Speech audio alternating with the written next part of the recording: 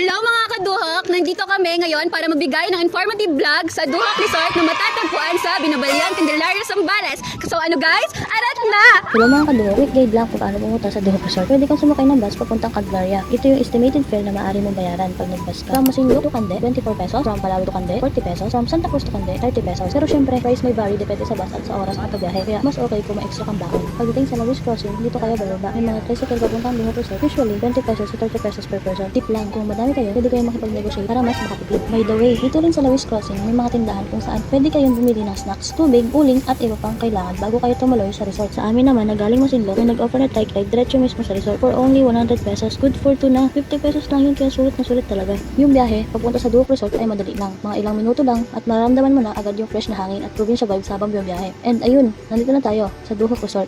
So that's how you get here. Sana nakatulong sa inyo itong quick guide namin kung paano pumunta sa Duhok Resort. So panoodin mo na kung magkano nga ba ang mga entrance fee at mga cottages at kung ano-ano pang mga inclusion sa Duhok Resort. Hello guys, ngayon nandito tayo sa entrance ng Duhok Resort.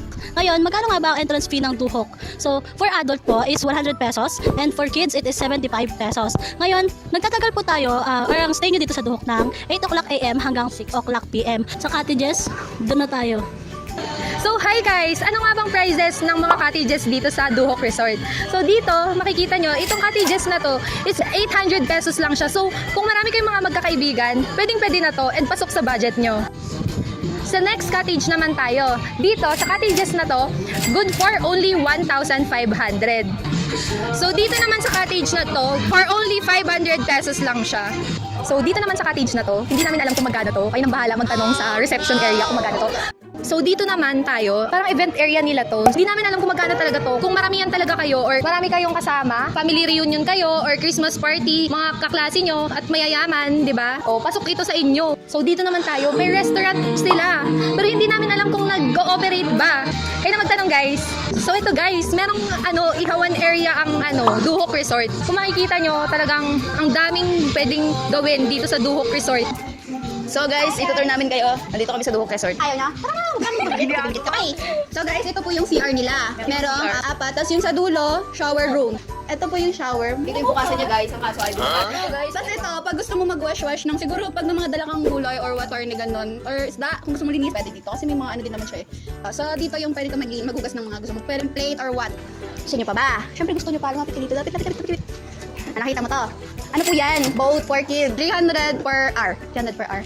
siyempre maghihirap ka para umandam. Per kid naman eh. Worth it naman siguro siya. Maganda naman siya mag-enjoy mga bata. Hindi mo alam gagawin sa boat. Ilagay mo doon. Worth it sa mga hindi mo alam. Kahit ikaw na malaki ka siya kasi siguro dito malaki naman siya eh. May bala eh. Same price din, 300 per hour. Nandito naman ako, be. Siyempre, lagi mo ako makikita eh. Kaya nga tinutur ka, di ba? CR na naman to, be. Madaming CR dito, ah. Madami. Pang ano lang, shower room lang. Pag pwede ka dito magbihas kung gusto magbihas. Pero kung gusto mo mag-CR, dun sa unang nakita natin. Gets mo?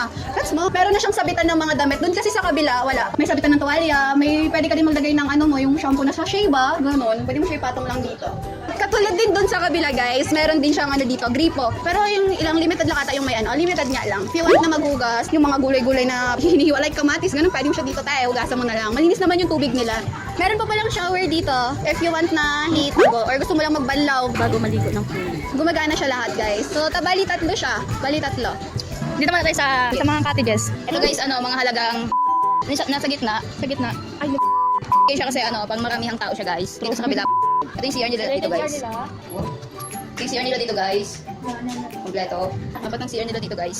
Meron din pong isa doon na cottage. Yan. Yan. Tapos, meron pa yung swimming pool dito. Ito natin. Ayan po. Hi guys!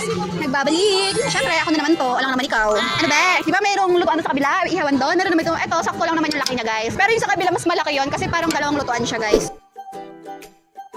So guys, total, nandito tayo sa mga pool. Siyempre may mga pool rules or may mga pool na kailangan tayo sundin para hindi tayo mapahamak. So andito sila. Yan, andito sila guys. Sa Duhok Resort. At dito guys, may slide siya dyan guys. I think dalawang slide meron dyan, pambata. Hanggang bintay lang siguro. Dalawang slide sa kabila, may isang hagdan. Tapos dito, punta tayo dito. Ayan, meron siya ditong mushroom kineme na yan. Pwede siyang silungan, ayan. Ayun, may kuweba dito guys. Pwede sa mga bata. Napunong lumangoy at meron ditong taas. Ganda. Ang ganda dito, ayan o. Pwede ka mag-slide. Tapos pagbaba mo may mga cartoon, si Shrek, si Hawk. Ayan. Ay, meron ditong swimming pool na walang tubig. So hi guys, meron tayo ditong kids pool. So bilang 5'1", hanggang dito ko lang siya. So sa pool na to is merong cave. So nakikita nyo naman yung loob. Maganda, pwedeng pag pagpicturan, pagtambayan. Tapos sa pool na to is merong dalawang slide. Ito yung slide niya, guys. Ayan yung hagdan niya, guys. Kung nakikita nyo. Yan. So guys, may upuan dito. Ayan, dito pwede nyo upuan yan. Ito pa yung kabilang papasok ng cave. Yan siya, guys.